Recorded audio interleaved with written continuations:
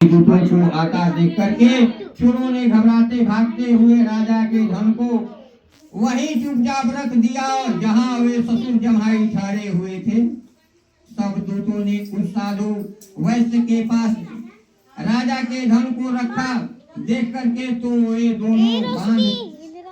दोनों बांध करके ले गए और वहां प्रसन्नता से दौड़ते हुए राजा के समीप में जाकर के बोले, यह दो चोर हम पकड़ करके लाए हैं, देख करके आज्ञा दें। तब राजा की आज्ञा से उनको कठोर कारावास में डाल दिया गया और उनका सब धन छीन लिया गया। सत्यनारायण भगवान के श्राप द्वारा उनका पत्नी भी घर पर बहुत दुखी हुई और घर पर जो धन रखा था चोर चुरा करके ले गए। शारीरिक और मानसिक पीड़ा तथा भूख प्यास से अति दुखी होकर के अंत की चिंता में कलावती एक ब्राह्मण के घर में गई। वहां उसने सत्यनारायण भगवान का व्रत होते हुए देख फिर कथा सुनी तथा प्रसाद ग्रहण कर रात को घर में आई। माता ने कलावती से कहा, हे पुत्री, अब तक कहाँ रही, तेरे मन में क्या है? कलावती बोली, हे माता, मैंने एक ब्राह्मण के घर में श्री सत्यनारायण भगवान का व्रत देखा। कन्या के वचन को सुनकर के लीलावती भगवान का पूजन की तैयारी करने लगी। लीलावती ने परिवार और बंधुओं सहित श्री सत्यनारायण भगवान का पूजन किया और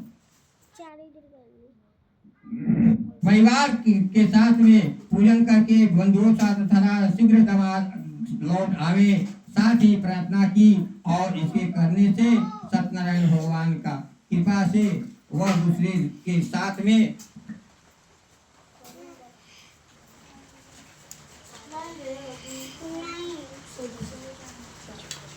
अपराध क्षमा करो। सत्यनारायण भगवान ने इस व्रत को संतुष्ट हो गए और राजा चंद्रकेतु ने स्वप्न में दर्शन देकर के कहा, हे राजन, दोनों वैश्यों को प्रातः ही छोड़ दो और उनका सब धन तुमने ग्रहण किया।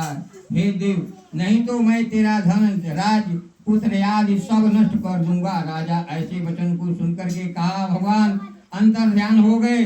प्रातः काल राजा चंद्रकेतु ने सभा में अपना स्वप्न सुनाया। फिर दोनों वाणी पुत्रों को कैद से मुक्त करके सभा में बुलाया। दोनों ने आते ही राजा को नमस्कार किया। राजा मीठे वचनों से बोले, हे महान भाव, वह भविष्यवश ऐसा कठिन दुख प्राप्त हुआ है, अब तुम्हें कोई भय नहीं है। ऐसा कह करके राजा ने उनके नए नए वस्त्र आभूषण पहनाए तथा उनका जितना धन लिया था उसे दूना धन दे करके आदर सहित विदा किए। दोनों वैश्य अपने अपने घर को चले गए। बोलिए तीसरा अध्याय सत्यनारायण भगवान की।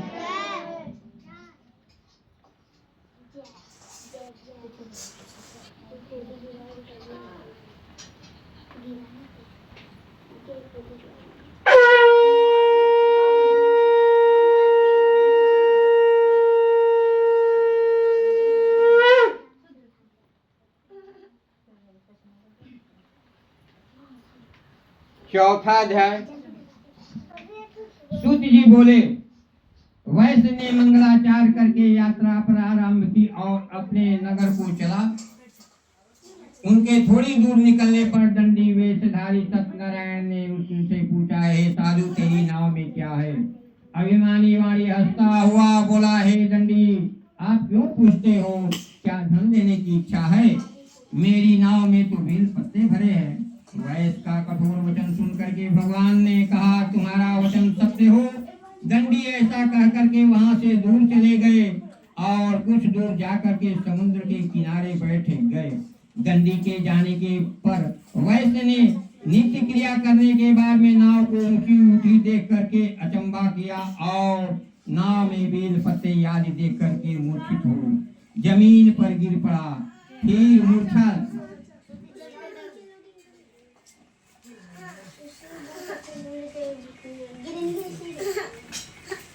खुलने पर अत्यंत शोक प्रकट करने लगा।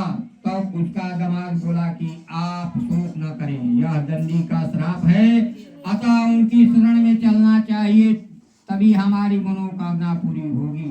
दामाद के वचन सुनकर के वह दंडी के पास में पहुंचा और अत्यंत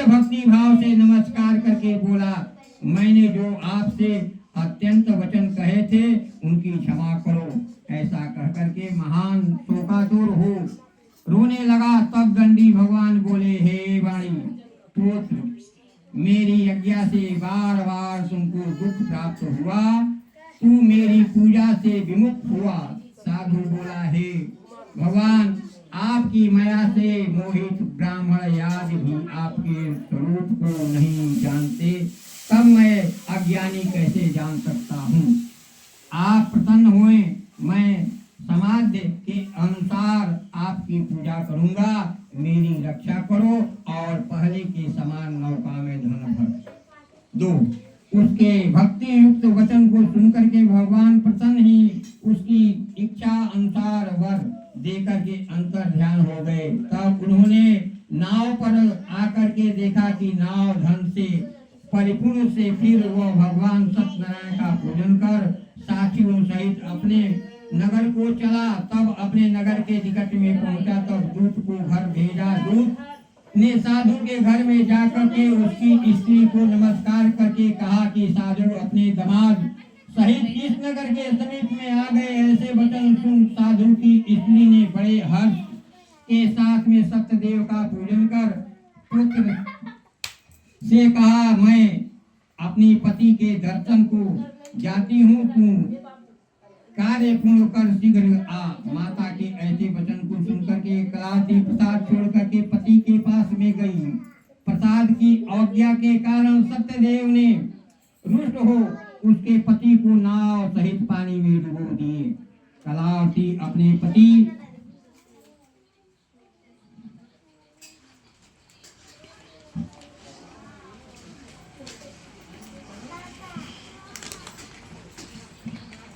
को देख करके रोती हुई जमीन पर गिर पड़ी। इस तरह नौकों को डुबाता हुआ तथा कन्या को रोते देख साधु दुखी हो बोला, हे प्रभु, मुझसे यह मेरे परिवार से जो भूल हुई उसे क्षमा करो।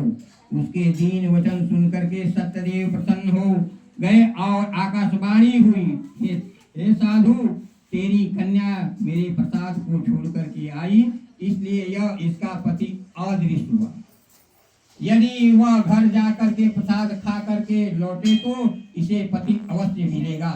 ऐसी आकाशवाणी सुन करके कलावती घर पर पहुंच करके प्रसाद खाया, फिर आकर के पति के दर्शन किए। तब पश्चात साधु ने बंधु बांधव सहित सत्यदेव का विधि पूर्वक पूजन किया। उस दिन में से वह पूर्णिमा को सत्यनारायण का पूजन करने लगा। फिर इस लोक को सुख भोग करके अंत में स्वर्ग लोक को गया। बोलिए चौथा अध्याय, बोलिए सत्यनारायण भगवान की जय।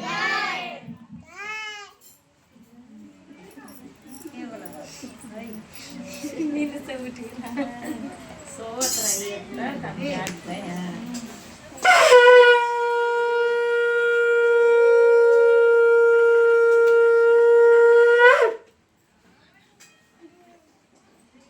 पांचवा अध्याय। सूत जी बोले, हे ऋषियों, मैं और भी कथा कहता हूँ, सुनो। प्रजापाल में लिंग तुरंगध्वज का नाम का एक राजा था। उसने भी भगवान का प्रसाद त्याग करके बहुत दुख को पाया। एक समय में वन में जाकर के वन्य पशुओं को